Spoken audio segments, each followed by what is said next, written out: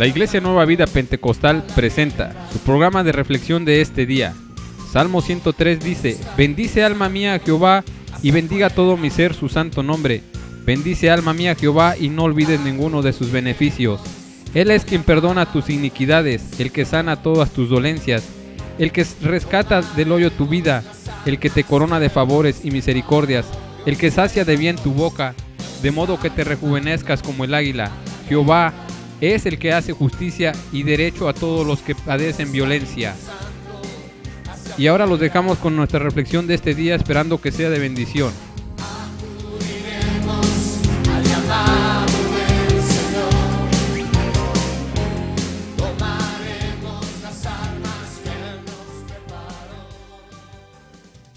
Hola queridos, en el estudio de hoy seguiremos viendo la manera maravillosa como Dios desea restaurar a su pueblo. Primero, naturalmente, tiene que concientizarlo de que el pueblo necesita ayuda, porque nadie puede ser curado si no acepta que está enfermo. El problema de Israel es que estaba tan embotado espiritualmente, tan confiado en la forma de la religión que vivía, que había perdido conciencia de su triste realidad. Entonces, Oseas escribe lo que encontramos en el capítulo 7 del libro de Oseas, capítulo 7, versos 11 y 12. Efraín es como paloma incauta, sin discernimiento. Claman a Egipto, acuden a Siria. Cuando vayan allá, tenderé sobre ellos mi red. Los haré caer como aves del cielo. Los castigaré conforme a lo anunciado en sus asambleas. ¿Sabes, querido? Efraín es Israel. Efraín fue el hijo menor de José y una de las tribus de Israel. Llevaba el nombre de este Efraín. Como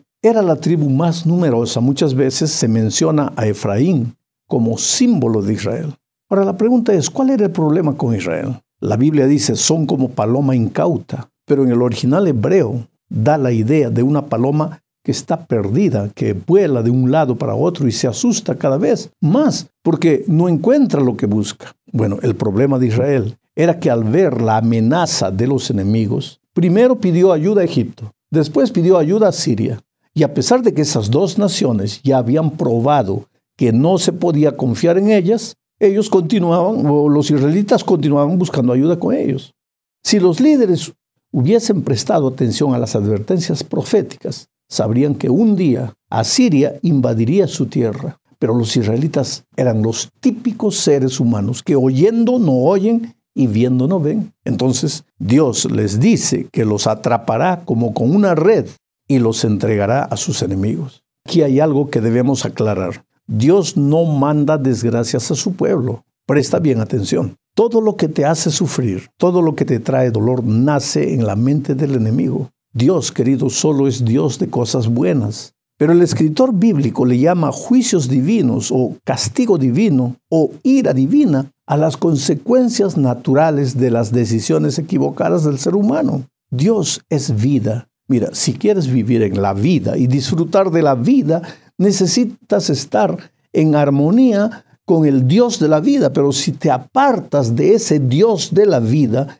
entras de manera natural en el territorio de la muerte. No es que el Señor te envía la muerte, no. Tú la escoges voluntariamente. Por eso Dios dice, pongo delante de ti la vida y la muerte. Y después aconseja, escoge pues la vida para que vivas tú y tu descendencia. Vamos a la segunda parte. Oseas capítulo 10, versículos 11 al 13, dice: Efraín es como una novilla domada a la que le gusta trillar, mas yo pasaré el yugo sobre su lozana cerviz.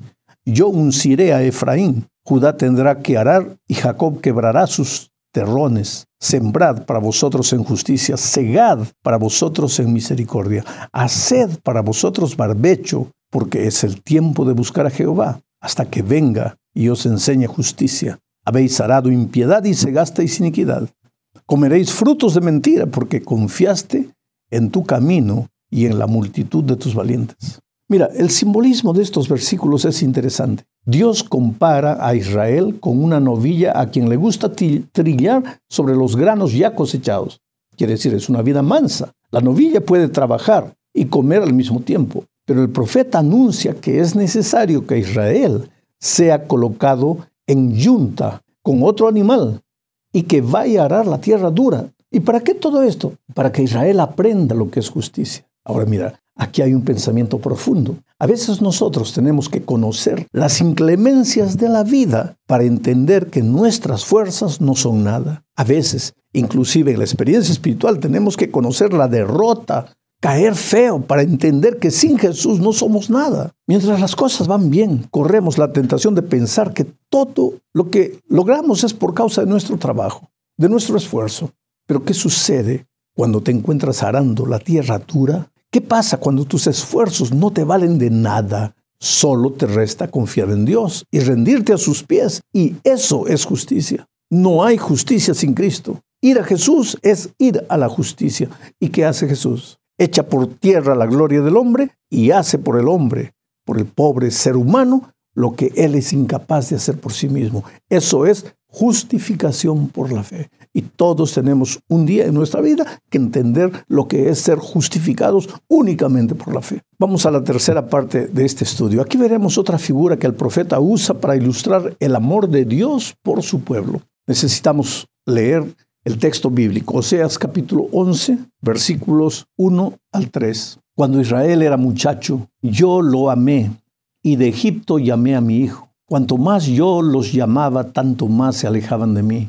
A los Baales sacrificaban y a los ídolos quemaban incienso. Con todo, yo enseñaba a andar a Efraín tomándolo por los brazos, mas ellos no comprendieron que yo los cuidaba. En este texto, Oseas hace una referencia a los primeros años de la historia de Israel. Cuando Israel era muchacho, dice, yo lo amé y de Egipto llamé a mi hijo. La figura que Dios usa aquí para ilustrar la ingratitud, la infidelidad y la rebeldía de sus hijos, ya no es la figura de una esposa infiel, sino la de un hijo ingrato. Cómo Dios cuidó a Israel en el desierto. Lo había sacado de Egipto con mano fuerte para llevarlo a la tierra de la libertad. Pero en todo el camino el pueblo solo se quejaba y en la primera oportunidad que aparecía se iba atrás de los dioses de las tierras por las cuales pasaban. Ahora, no fue una sola vez. Fueron muchas veces. El cuerpo de ellos había salido de Egipto, pero el corazón no.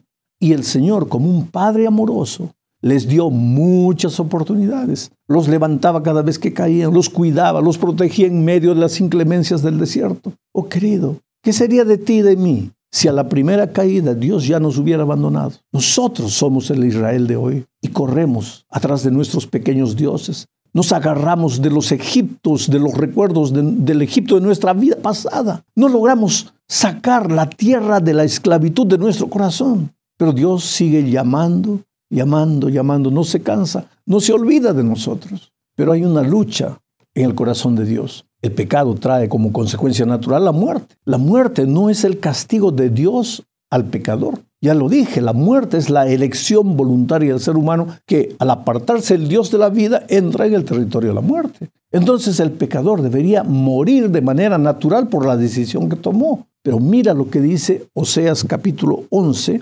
versículos 8 y 9. ¿Cómo podré abandonarte, Efraín? ¿Te entregaré yo, Israel? ¿Cómo podré hacerte como Adna o dejarte igual que Seboín? Mi corazón se conmueve dentro de mí. Se inflama toda mi compasión. No ejecutaré el ardor de mi ira, ni volveré a destruir a Efraín, porque Dios soy, no hombre. Soy el santo en medio de ti, y no entraré en la ciudad. Mira, Adna y Seboín fueron dos ciudades vecinas de Sodoma y Gomorra, que también fueron destruidas con el fuego. El profeta está hablando aquí de destrucción, de muerte, que es la consecuencia del pecado.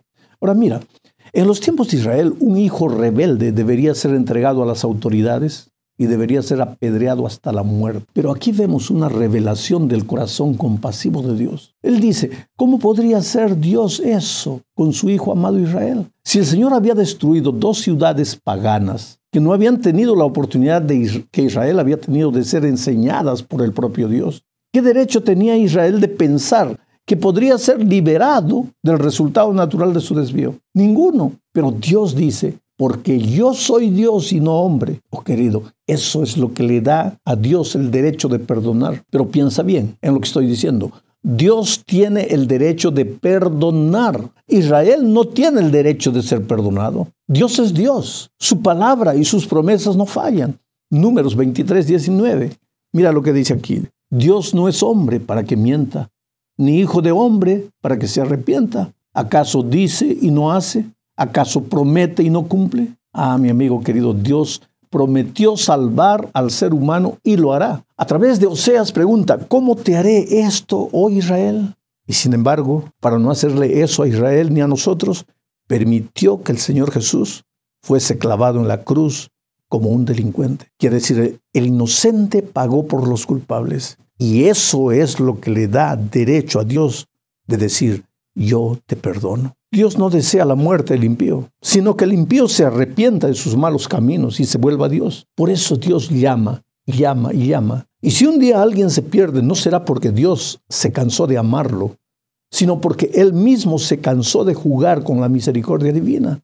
Por eso, hoy es el día de buena nueva, hoy es el día de salvación. El grande conflicto en el corazón de Dios era, el pueblo pecó, debe morir como consecuencia de su pecado. Pero yo amo a mi pueblo, quiero salvarlo. ¿Cómo resolver este problema? Y fue la cruz la respuesta para el problema del pecado y el amor. ¿Cómo salvar al pecador, reprobando el pecado? Solo si alguien inmaculado como Jesús pudiese cargar sobre sí el pecado y pagar el precio de nuestros pecados. Pues ahora llegamos al fin de este estudio. Aquí veremos el capítulo 14 de Oseas. Solo este capítulo merecería el estudio de un trimestre entero. Es uno de los capítulos más llenos de amor y de ánimo de toda la Biblia. Solo este capítulo 14 contrarrestaría la idea descabellada de que Dios es malo en el Antiguo Testamento y es un Dios de amor en el Nuevo Testamento. ¿De dónde sale esa idea? ¿Quién, después de leer Oseas 14, podría continuar pensando de esa forma? La historia del pueblo de Israel es la historia de la humanidad. Dios llamándolo, y los hombres huyendo de él y destruyéndose. Porque el pecado destruye. Pero lo maravilloso es que aunque el Hijo le da las espaldas a Dios, Dios no los abandona. Permite que la propia vida los discipline, sí, pero sigue fiel a sus promesas. Porque cuando Él promete salvar, promete salvar. Mira, segunda de Timoteo capítulo 2, versículo 13, dice lo siguiente. Si somos infieles, Él permanece fiel, porque no puede negarse a sí mismo. Oh, maravilloso amor de Dios, jamás lo entenderemos. Solo nos resta aceptarlo y agradecerle por toda la eternidad. Pero veamos lo que dicen algunos versículos. El verso 1, estamos hablando del capítulo 14 de Oseas, el verso 1 dice, vuelve Israel a Jehová tu Dios, pues por tu pecado has caído. ¿Qué es lo que el pecado te hace? El texto dice, por tu pecado has caído. La peor cosa que el pecado te hace es hacerte caer, echarte al suelo, derribarte. Y junto contigo derrumba tu familia, tus sueños, tu futuro. Pero el clamor divino es, regresa a mí. ¿Pero cómo regresaré? ¿Cómo estás? No temas. Mira la promesa de los versículos 2 y 3. Llevad con vosotros palabras de súplica. Volved a Jehová y decidle, quita toda iniquidad, acepta lo bueno, te ofrecemos la ofrenda de nuestros labios. No nos librará el asirio. Ya no montaremos a caballo, ni nunca más diremos la obra de nuestras manos. Dios es nuestro, porque en ti el huérfano alcanzará confianza. Pero mira, lo que motivará al hijo ingrato y a la mujer infiel a regresar al hogar es la promesa divina de perdón y restauración que encontramos registrada en los versos 4 al 7 del capítulo 14. Dice, yo los sanaré de su rebelión, los amaré de pura gracia, porque mi ira se apartó de ellos. Yo seré a Israel como rocío, él florecerá como lirio y hundirá sus raíces como el Líbano. Se extenderán sus ramas, su gloria será como la del olivo y perfumará como el Líbano. Volverán a sentarse a su sombra, serán vivificados como el trigo y florecerán como la vid.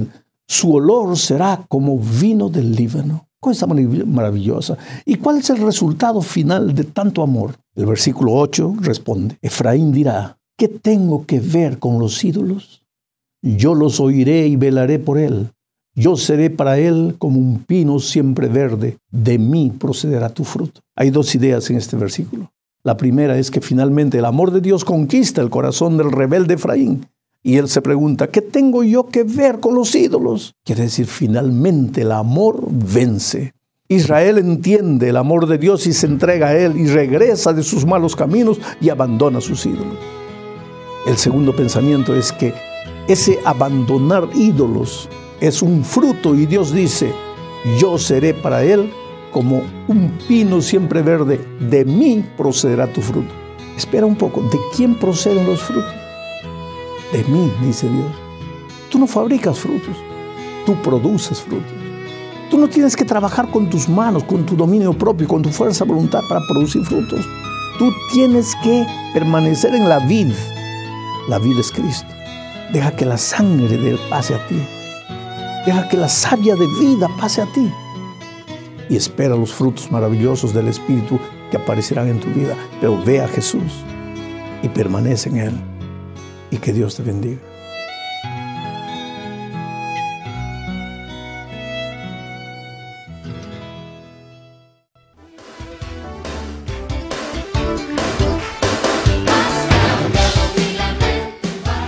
La Iglesia Nueva Vida Pentecostal presentó su programa de reflexión. Le agradecemos por habernos acompañado.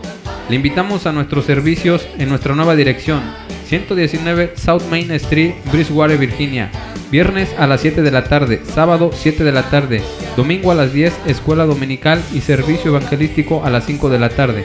Para mayor información, escríbanos a abelnatan06@aol.com o en Facebook Iglesia Nueva Vida Pentecostal. Para ver todos nuestros videos de reflexión en nuestro canal de YouTube bajo el nombre Juan y James Jiménez. Contamos con transporte. Llámenos al 540-746-0467. 540-746-0467.